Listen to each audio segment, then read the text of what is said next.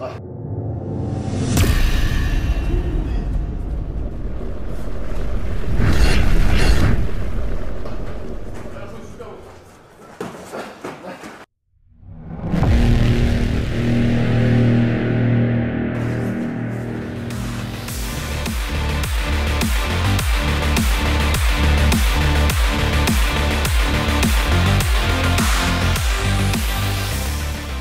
On va voir Benoît Saint-Denis et un entraîneur de champion, Daniel Warin, célèbre entraîneur. Il a entraîné plein de combattants renommés comme Machida, tout ça. Ça va être bien intense. Go. On m'a dit que tu étais dans les forces spéciales. Je fais 5 ans au première PIMA à Bayonne, 5 années là-bas en tant qu'opérateur. Et ouais, je me suis régalé. Et puis bon, au terme des 5 ans, j'ai vraiment découvert le MMA. Je suis parti directement pour faire combattant à temps plein. Ouais, parce que lui, il est vraiment dans l'esprit, c'est sa vie, quoi. C'est-à-dire qu'il consacre tout. Ouais. Il a mis de deux côtés sa carrière militaire et se consacre. S'il pouvait, Benoît combattrait tous les mois, en fait. Donc moi, je me suis très bien entouré. J'ai eu la chance de m'entourer du meilleur coach français, Daniel Warin. Ah, ça fait plaisir, là. Ils disent tout ça de leur coach. Ouais, bah oui. C'est comme ta femme, c'est la meilleure. Ouais, bah oui. Mais l'autre, quand même, là-bas, est pas mal aussi. Hein.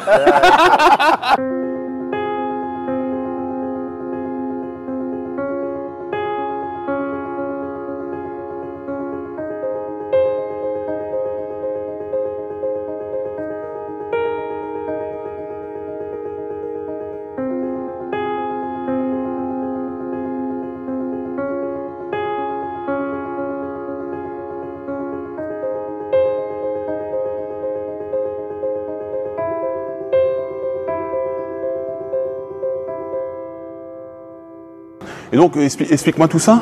Alors en fait, le problème quand il rentre sur le côté comme ça, c'est que du coup, déjà de 1, son regard, il y a un temps de latence entre ce qu'il voit et moi, et ce qui se passe. Donc du coup, là, il regarde le sol au lieu de me regarder moi. Et moi, en fait, je vais pouvoir défendre facilement parce que je peux passer facilement mon bras devant sa tête. Et là, ça va être ses cervicales contre mes hanches. Forcément, je vais être gagnant. Ouais. Et en plus de ça, ici, la punition, elle peut être immédiate en termes de striking. Et d'ailleurs, c'est ce qui est arrivé, par exemple, avec un poids lourd, là, celui qui s'est fait KO'er par Derek Lewis. Alors que c'est un bon lutteur, Curtis Blade. Oui. Mais dans la fatigue, il a fait cette erreur, il est rentré tête basse, un peu de côté. Et il s'est pris, je crois, une magnifique uppercut. Justement, la tête était là. L'autre, il a juste décroché son uppercut. Et bon, dans cette catégorie de poids, ça pardonne pas. Et donc, moi, ce que je conseille, c'est de rentrer avec la tête droite haute, comme si on avait un gobelet. Là, Benoît est contre la cage. Combattre dos à la cage, c'est hyper inconfortable en MMA. Donc, c'est pour ça qu'on travaille beaucoup ça, parce qu'on se retrouve souvent contre la cage. Donc, il faut apprendre à savoir gérer justement cette partie-là qui est dure au sol. Des fois, on est déséquilibré, on tombe. Des fois, on se retrouve avec les jambes parallèles. Mais il faut savoir quand même travailler avec les jambes parallèles. Donc là, l'idée, c'est que celui qui est à la place de Benoît se déplace latéralement un petit peu. Lino cadre à la longue distance. Et là, on travaille que le pied-point à la longue. On ne se rapproche pas. Là, pour l'instant, c'est que du striking. Donc, c'est des rounds de 45 secondes. Quand je dis hop, on change de rôle. Hop, Lino va contre la cage. Même chose. Là, ce que je veux voir, c'est pas du striking, c'est pas du Muay Thai, c'est pas du kick. Là, ce que je veux voir, c'est du MMA. Donc, on peut faire des changements de niveau. On peut même des fois descendre et monter. Mais pour l'instant, pas de takedown. Okay, juste. On garde les feintes. Exactement. D'accord. Là, l'idée, c'est pas de frapper fort, c'est mettre du volume et travailler les techniques qu'on travaille justement à la salle.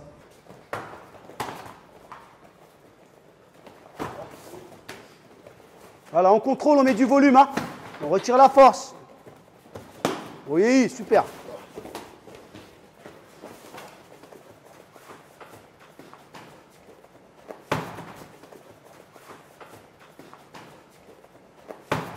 On contrôle, on contrôle.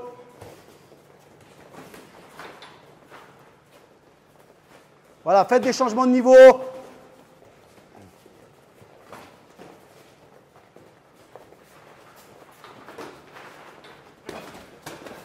Non, hop, on se replace à la longue.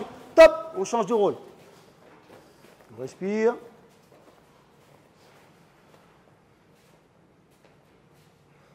Prépare. Top, c'est parti. Voilà, prends l'initiative, Greg, on y va, attends pas. Hein. Voilà, hop, replace-toi.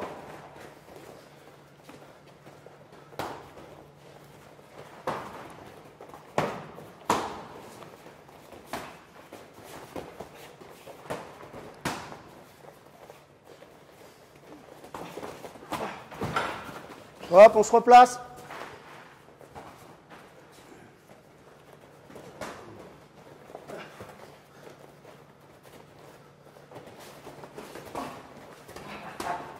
Hop, on se replace. Contrôle. Top. Ici, anglaise, je take down, j'essaie de mettre au sol. Et lui, anglaise et défense. Défense. S'il voit par contre, tu as fait une erreur, il peut contrer et il enchaîne au sol.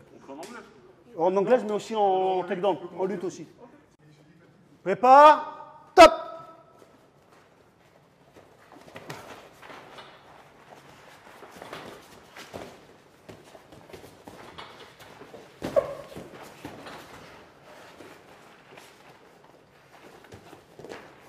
Travaille les genoux.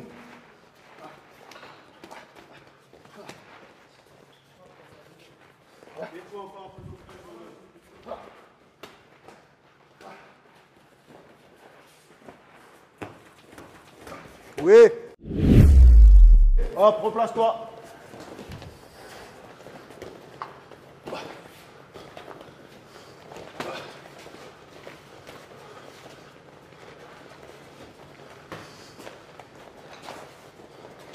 Top.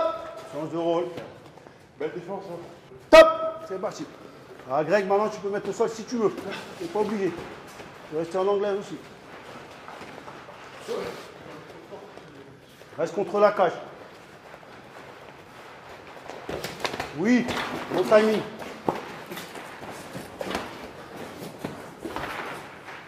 Là, on continue. On voit les genoux.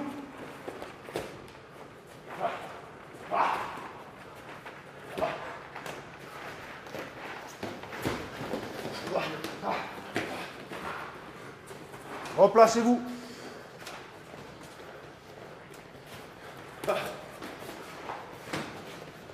Top. Oui. Très solide. Très solide. Oh. Maman, j'ai triché. Je faisais souvent ça dans mes combats pro. J'ai arraché la cage carrément. Tellement je m'accrochais. Donc à un moment, on va vous mettre le ralenti, j'ai attrapé. Sinon, je serais peut-être tombé. Mais sinon, vous avez vu, pour l'empêcher de venir trop près, donc ceinturez vos bras. Et ensuite, essayez de mettre le bras à l'intérieur. Et en sortie de corps à corps, il m'a mis un bon crochet, j'ai vu les étoiles. C'est super. Cool, allez, on y retourne. Ok, prochain thème. Prochain thème, là, cette fois-ci, on se met en position contre la cage, en position double. L'idée, c'est de défendre et pas tomber. N'oubliez pas qu'il y a les frappes dans tous les thèmes. Si on est au sol, on continue au sol. Position. Top.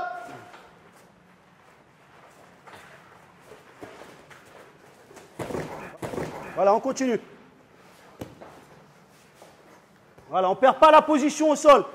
Si on est au sol en position dominante, on ne perd pas la position et on n'oublie pas de frapper. C'est du MMA.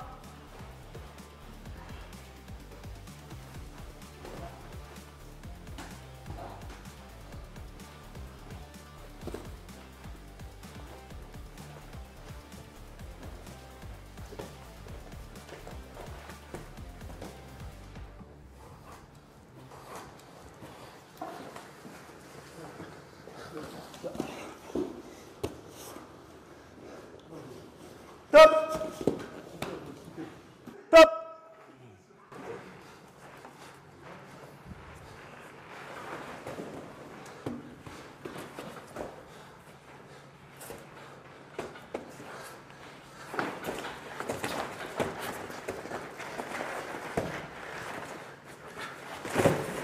Voilà. Voilà, tu rentres derrière.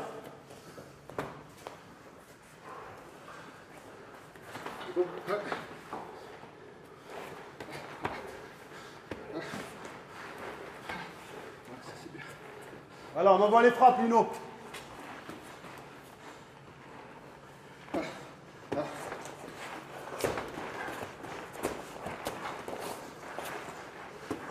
Top.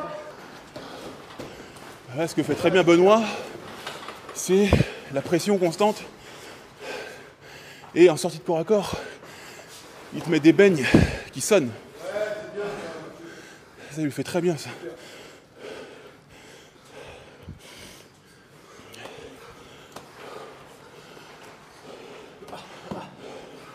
Allez, il met tout le poids de son corps là pour le fixer.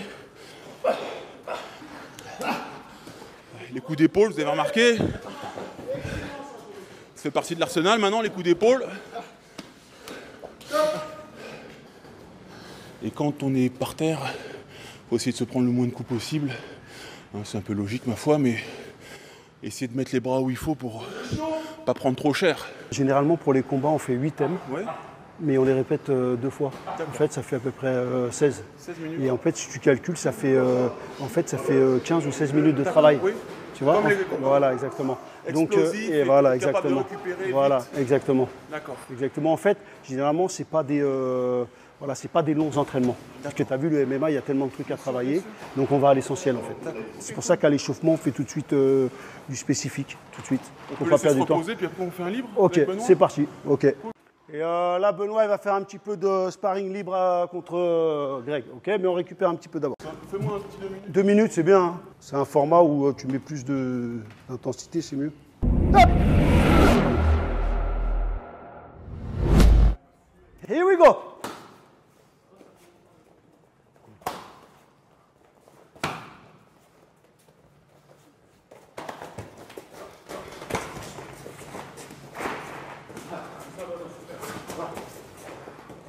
Des changements de niveau, on fait des feintes.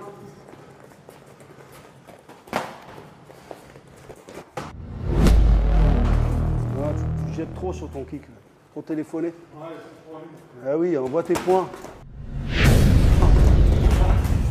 jette pas.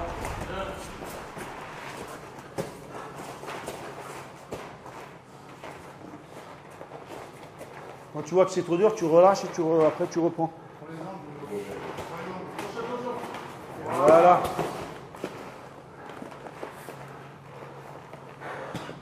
Voilà, travail.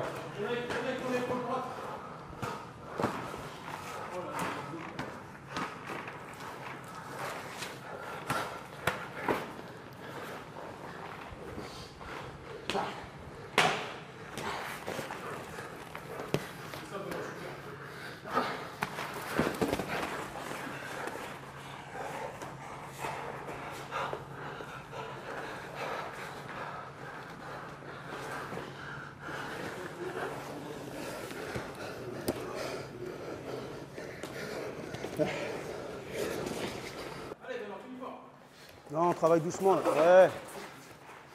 Oui, joli genou. Super. Stop. Respire. Super. Il m'a bien dominé, propre. Des bons coups de pied, hein. Ouais. Tu fais comme Saladin, tu tournes pas le pied. Non, pour avoir plus de vitesse. Ouais. Et comme en MMA, on est en mitaine, des fois on bloque qu'avec un bras, sauf qu'à une mitaine, l'impact il est tel que ça réveille quand même. Ouais. Ça touche. Toi, tu travailles beaucoup contre la cage. J'aime bien dès que, en fait, j'aime bien faire un peu des batailles physiques pour baisser la jauge d'énergie et après redémarrer plus fort. Ça c'est un peu, l'école Daniel Warin, avec notamment Dan Anderson, qui faisait ça beaucoup dans ses combats. Il a fait notamment contre Fedor. Il l'a collé pendant un round complet. En fait, ça peut fatiguer. Si tu es fort sur tes appuis, que tu baisses, tu travailles beaucoup, ça fatigue. D'accord. Ouais, en fait, l'idée, c'est de l'épuiser contre la cage. Ça, c'était beaucoup les stratégies de lutteur. Hein. Ouais. C'est-à-dire, je l'emmène contre la cage, je l'épuise contre la cage, après, je reviens au centre de la cage, et l'autre n'a plus de jus. Hein. Après, on ça- l'avait vu un peu avec Anderson Silva qui faisait au Oui, clinch oui. avec Rick Franklin. Après, ça peut dépendre aussi des adversaires. Il y a des adversaires où je vais plus rentrer au centre. En fait, après, il faut s'adapter à son adversaire. Là, comme la cage est petite et que Greg est très costaud, en fait, la cage, ça me coûtait peu d'énergie d'y aller. Donc, je me suis dit, bon, on va tester un peu. Remets-les, on va refaire un petit. Ah, tu vas en Ah refaire bah un oui, petit. ah bah oui. Tu veux faire quoi Oh, pareil, Ah, MMA. Pancras ou MMA. MMA? pareil. Ah, pareil, pancras, c'est hein, beau. mais attends. On a une cage, Ah, on peut. pancras. J'en sais rien, moi. Non, Greg, dis-lui qu'il arrête avec son pancras. Hein. Et C'est MMA, maintenant c'est légalisé. Hein. j'ai remarqué que tu descends comme ça, pas en lutteur posé genoux. Non, pas forcément. Alors, ça m'arrive Ouais. contre des...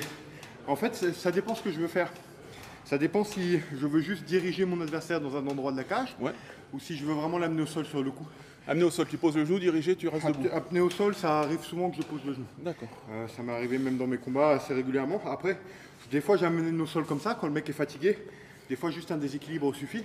Oui. Là on l'a vu, hein, ça n'a pas suffi, mais le déséquilibre sur son leg kick m'a permis de le coller très rapidement.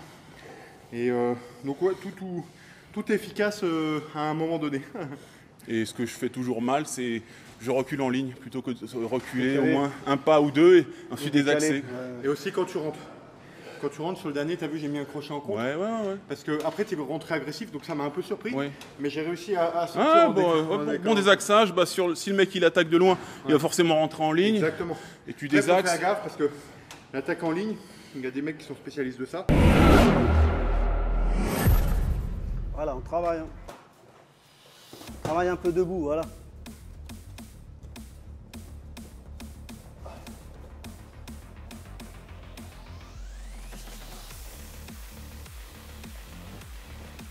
On voit des doublés du jab.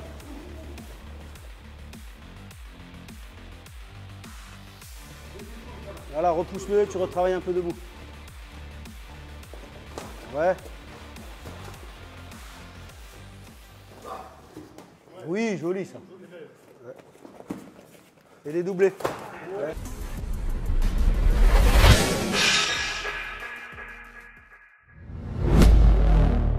Travaille. Oui.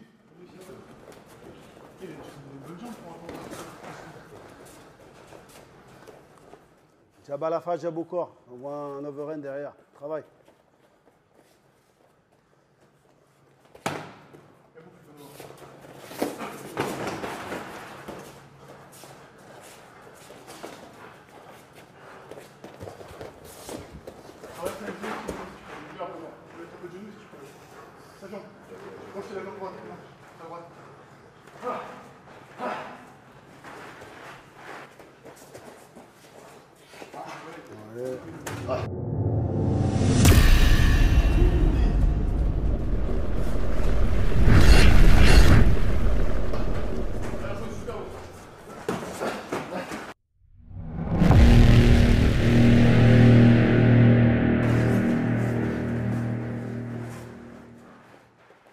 Mets-toi de la cage.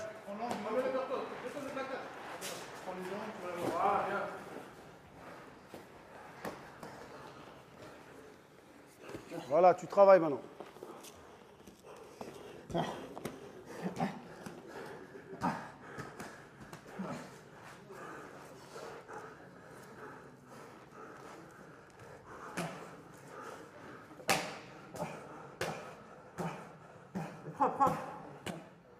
Top! Super. La mini bagarre à la fin. Il a mieux défendu, il a plus utilisé son anglaise. Et forcément, deuxième sparring, il m'a lu. Exemple ici, je sens à un moment donné, il se mollit un peu. Donc j'en profite pour mettre un bon coup de poing et enchaîner avec un crochet. Et en général, qu'est-ce qu'il fait? Il sent la séparation, il va reculer, il va sortir en reculant. Et là, je peux choper le bout de la tempe. Parce que tu sors jamais avec la garde. Hein. Bon, les petites choses que j'ai faites correctes, c'était ça, hein, c'est n'oubliez pas quand le mec il vient vous ceinturer. Ouais. Si vous êtes baisé là déjà, cherchez pas à faire ça, ça sert à rien. Verrouillez, essayez de verrouiller vos mains et reculez là. Franchement, pour ceux qui me connaissent, qui ont tourné avec moi, c'est en général, les mecs ne restent pas debout quand j'ai le body lock. Et il l'a super bien défendu. Non, franchement. Vas-y, serre. Et je suis là, et après je rajoute ça pour mettre un tout petit peu de distance et rentrer ici à l'intérieur. Il n'a pas fait d'erreur, j'attendais pourquoi pas un triangle, mais il a bien serré ses coudes au corps. Il met des petits coups, parfois, si le mec il est pas mauvais au sol comme moi, bon, il faut faire un peu attention. Donc, restez compact, mettez des petits coups, histoire que le mec, ça le fatigue. Parce que là, ça me fatiguait. Mais il a gardé la bonne attitude par contre, parce que des fois, il y a des mecs qui vont à tout prix vouloir se lever, et c'est là qu'ils vont me laisser des espaces pour mes soumissions, ou pour mes passages de garde, ou pour mes frappes. Et lui, en fait, il défendait vraiment calmement et sagement. Donc, en fait, du coup, j'étais obligé de m'en tenir à des frappes de faible amplitude et à un contrôle, quoi. Donc, c'est usant pour les deux, mais au moins, il ne prend pas de dégâts. Et après, toujours, ça me surprend toujours cette cette distance entre l'anglaise où on va être un peu plus proche. Et là, on était vraiment loin, ça m'a cassé les noisettes. Parce que oui, mais ouais, c'est ça. Faut rentrer, et pour un bon jab, il faut être à bonne distance. Moi, j'aime bien les contres aussi. C'est évident, mais bon. Mais c'est ça le secret en fait, hein. Parce que le combat il commence debout. C'est la distance et les déplacements, savoir utiliser l'espace de la cage. Moi, c'est ce que j'ai. En plus, c'est une de mes marques de fabrique, parce que j'ai travaillé avec tous les grands champions que j'ai travaillé beaucoup là-dessus. Sur les déplacements, la distance, parce que si tu sais te déplacer dans une cage, il ne va rien t'arriver. Tu anticipes les takedowns, tu anticipes tout en fait. Et tu te fatigues moins en plus, tu vois, parce que tu es plus lucide. Machida, j'ai commencé à travailler avec lui, en fait, il y a beaucoup de gens qui ne le savent pas, c'est avant qu'il rentre à l'UFC. Je ne l'accompagnais pas au combat, mais je l'entraînais au Brésil et on travaillait beaucoup sur les déplacements. Et en fait, c'est ça le secret. Et ouais, franchement, impressionnant. Et une chose importante que je voulais dire sur Greg, pour les néophytes, Greg, c'est un grand combattant de MMA. Moi, je suis un ancien, hein, j'ai 52, 53 ans, je me rappelle de Greg. J'ai habité au Brésil, j'en entendais parler. Il a combattu au Pride, il a combattu des grands champions comme Joucan, comment il s'appelle, Paulo Filho, une légende. Paulo Filho, il faut savoir que il combat contre Paulo Filho, Pride Bushido, c'est ça. Il a fait des combats incroyables. Hein? Andrei Semenov. Voilà, exactement, Andrei Semenov. Que des Moussassi. Moussassi, franchement, c'est pour moi l'un des meilleurs combattants de MMA. Et franchement, chapeau Greg. Hein. Donc là, vous avez un grand combattant français. Ouais, donc Cocorico. Ah oui, du coup, ça m'énerve parce qu'il m'a bien eu. Ouais, mais attends, il y a une différence d'âge quand même aussi. Hein. Ouais. Moi j'ai 25 ans. Voilà, ah oui. Ouais, bah l'armée ça te vieillit. Hein. Quand je fais des mois sans dormir. Abonnez-vous déjà à sa page Instagram. Benoît Saint-Denis. On va le mettre. Celle de Monsieur Warin également. Ah, la mienne, là, c'est une nouvelle. Hein. On m'a hacké ma page. Il avait fait pirater. Ah ouais, là c'est. Mais bon, ça va, là, t'as déjà regagné. Ouais, bon, c'est pas grave. Moi, je suis un entraîneur. Les gars, vous vous abonnez, vous mettez la petite cloche pour être notifié, vous mettez un gentil commentaire ou un méchant commentaire, commentez, débattez. Moi, ça me fait toujours plaisir de vous lire. Je vous retrouve très bientôt pour une prochaine vidéo et j'ai été ravi de recevoir Benoît Saint-Denis, Daniel Warin pour une super vidéo encore pour Karaté Bushido. Je vous embrasse très fort et puis à bientôt. Merci. À bientôt. Ous.